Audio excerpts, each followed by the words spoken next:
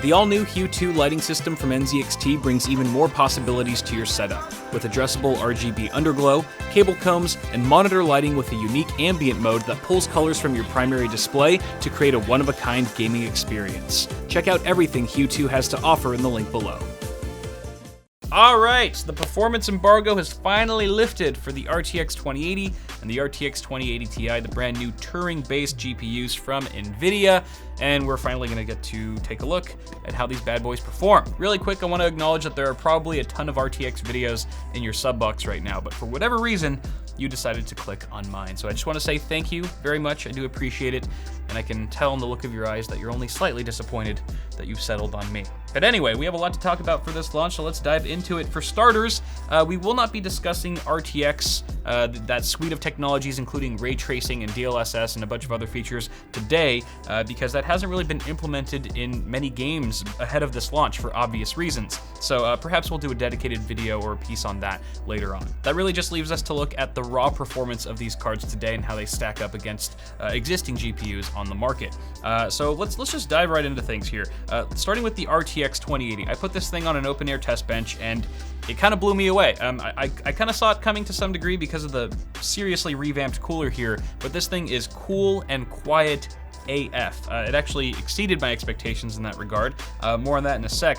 As far as the clock speeds go, we were hitting about 1920 megahertz consistently after about half an hour to 45 minutes of GTA 5 at 1440p, which is well above the official boost clock for this card of 1800, I believe. Yeah, it's about 120 megahertz over what the rated boost clock is for this card, so that was really nice.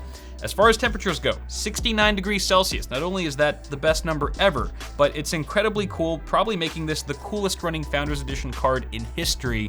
Very impressive stuff, and it was really, really quiet while doing it. Not 69, but never mind.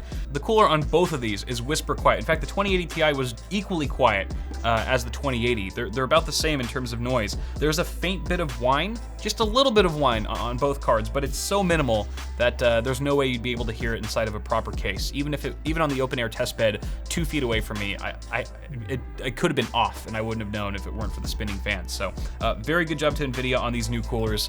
I like them even more now because I was kind of iffy about the aesthetic initially, but now that I know how well they actually perform in practice, I'm on board 100%. Of course, you could expect the 2080 Ti to get a little bit warmer than its little brother here because it's got a much faster chip on it, but not so much so. Only 73 degrees Celsius at its hottest under load, and I was really impressed to see that as well. That's about as hot as some of the really good add-in board partner cards from the 10 series were able to achieve. So again, kudos to Nvidia for that. And of course, since thermals were in check, we did see some really nice boost clocks up to 1870 to 1890 megahertz. It was kind of hovering within that range under load, which is again significantly higher than the card's rated boost clock of 1635 megahertz. So very impressive stuff all around.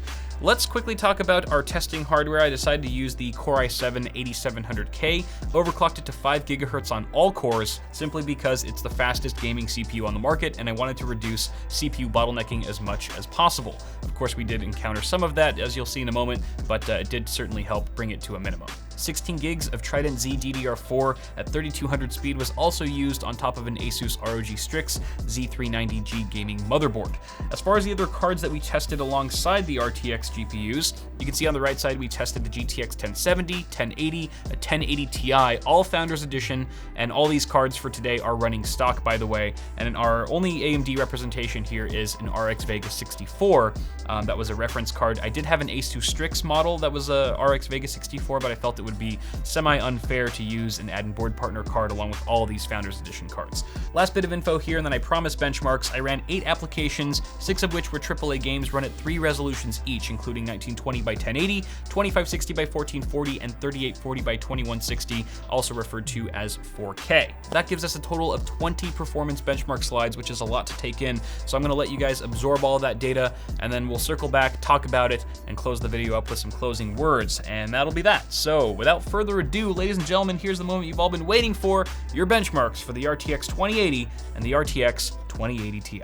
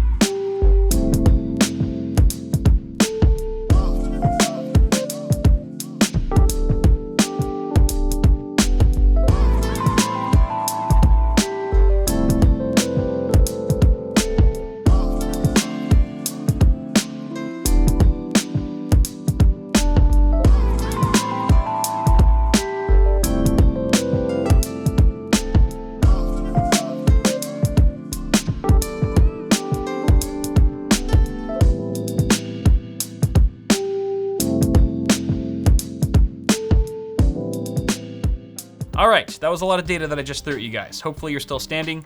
If you are, great, let's continue.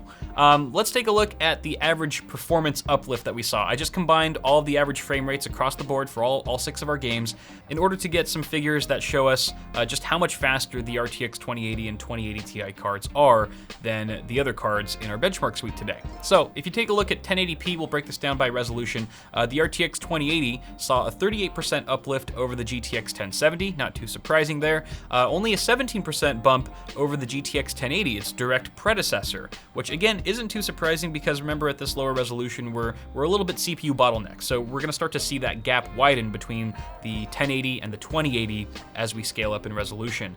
And kind of following suit here, the RTX 2080 saw just a 2.1% bump over the GTX 1080 Ti, and you want to pay close attention to these two figures when comparing the 1080 Ti and the RTX 2080 because they're more or less the same price, at least the price that the 2080 is supposed to start at and the price that you can currently find a 1080 Ti for online. So it's going to be a very relevant cell to be looking at throughout the course of this little slide here. So the RTX 2080 Ti saw a 47.5% bump over the 1070, a 25% bump over the 1080, and a 9.2% uplift over the GTX 1080 Ti, which I guess you would expect if you're paying $1,000 starting for this particular GPU. At 1440p, the RTX 2080 yielded a 62.9% bump over the GTX 1070, a 32.8% bump over the GTX 1080, which is quick pause right here, 32%, 30 to 35%, sometimes even 40% in some cases. That's about how much faster the GTX 1080 was over its predecessor, the GTX 980. But if you guys remember, both of those cards launched at around the same price of $599. And the difference here is that the RTX 2080 is launching at $100 more than $599, $699. That's how you math. So bear that in mind. We're getting about the same performance, generation over generation performance that we've seen over the last 3 or 4 years, but now we're paying $100 more for that privilege. So something to keep in mind. And we also have a 7.7% bump over the GTX 1080 Ti. Very close in performance here, that 1080 Ti and that RTX 2080. The RTX 2080 Ti saw an 88.7% uplift over the 1070. It was 53.9% faster than the GTX 1080 and 24.7% faster on average than the GTX 1080 Ti. Finally, at 2160p, which is a very relevant resolution in my opinion for the RTX 20 and 2080 Ti, because anyone spending $700 to $1,000 on a GeForce GPU is probably looking at the 4K gaming experience, I would have to imagine. So what we see here is the RTX 2080 pulling ahead of the 1070 by 72.7%, around a 41% uplift over the GTX 1080, and still a very marginal 8.7% bump over the 1080 Ti. The big dog RTX 2080 Ti saw a 116.8% bump over the GTX 1070, a 77.6% increase over the 1080, and it was 36.8% faster on average than the GTX 1080 Ti. Clearly there's a wide range of performance uplift here, but one thing's for sure is that these RTX cards really shine best at higher resolutions when you become more GPU bound and are less reliant on the CPU. You won't get bottlenecked as much. That's when you really get the most out of these cards. So some incredible numbers here, some very compelling percentage uplifts over the last gen, but of course, performance is only one slice of the pie when considering what GPU to buy, and that rhymes, so it must be true. We also have to consider pricing, so let's do that. So taking a look at our frames per dollar here, we can sort of see at a glance what kind of value each of these cards offers. That's their price to performance ratio, of course, and you can see the pricing next to each of the cards on the left. I determined these prices, well, the RTX cards are really easy to price out because they're official numbers from Nvidia. Those are the starting prices for the 2080 and 2080 Ti. But the other cards, I kind of just went to Amazon and Newegg and tried to find some of the cheaper, the lower priced cards from each category, made sure that they weren't on sale or anything like that. So the dollar amounts that you see here are pretty indicative of what these cards can actually be purchased for today. So starting at the top here, the GTX 1070 in the lead at 3.67 FPD. This is still the best bang for the buck card out of the bunch.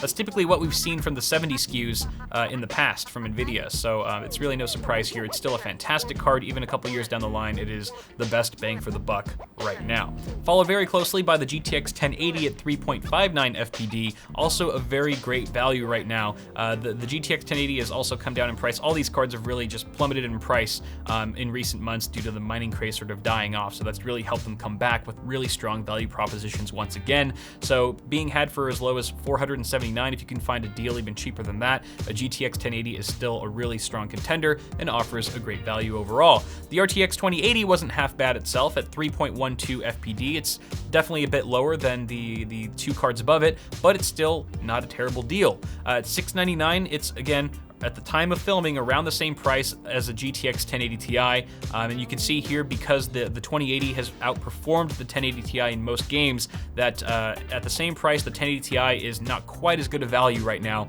as the RTX 2080, but that could definitely shift if the pricing for the 1080 Ti drops after launch, or let's say you can find a really good deal on one for Black Friday or something like that, then the 1080 Ti is a very compelling sell over the 2080. It kind of just depends on how the prices go.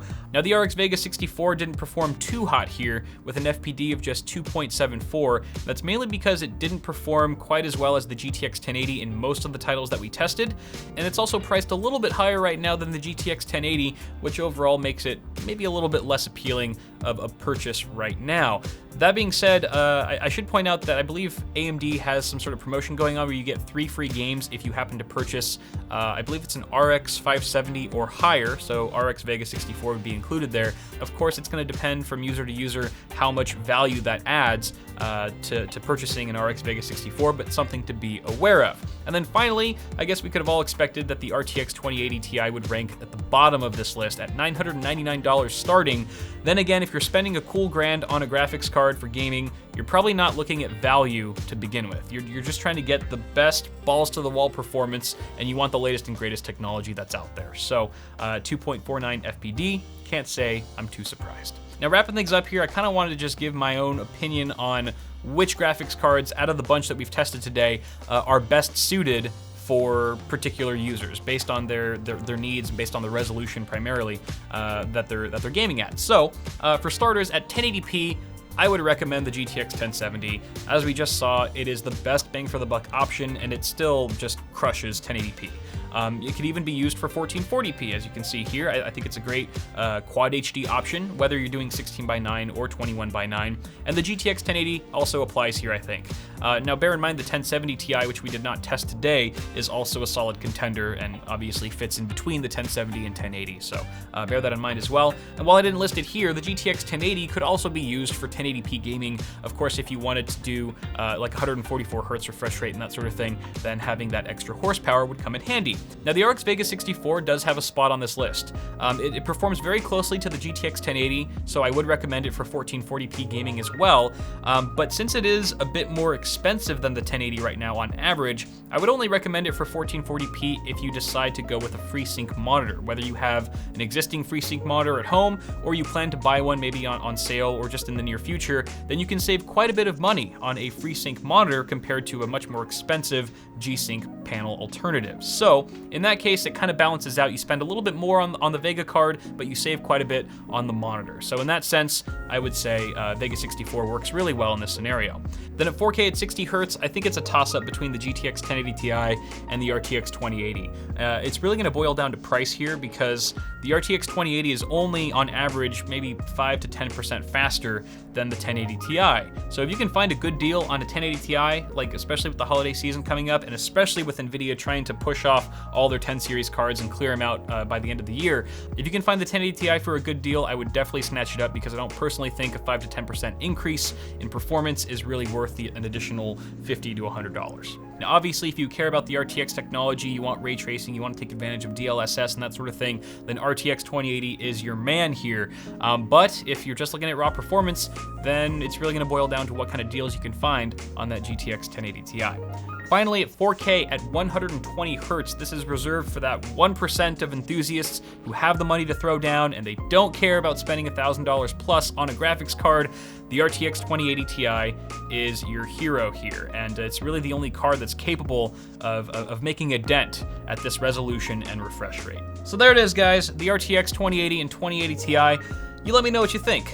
Did the results surprise you? Did they impress you? Did they disappoint you in any way? Let me know in the comments below. Always curious to hear your feedback. Toss a like on this video if you enjoyed it. It helps me tremendously. And get subscribed to the channel for more tech stuff coming at you really soon, including more coverage of these cards. As always, thank you so much for watching. Have a good one, and I'll see you guys in the next video.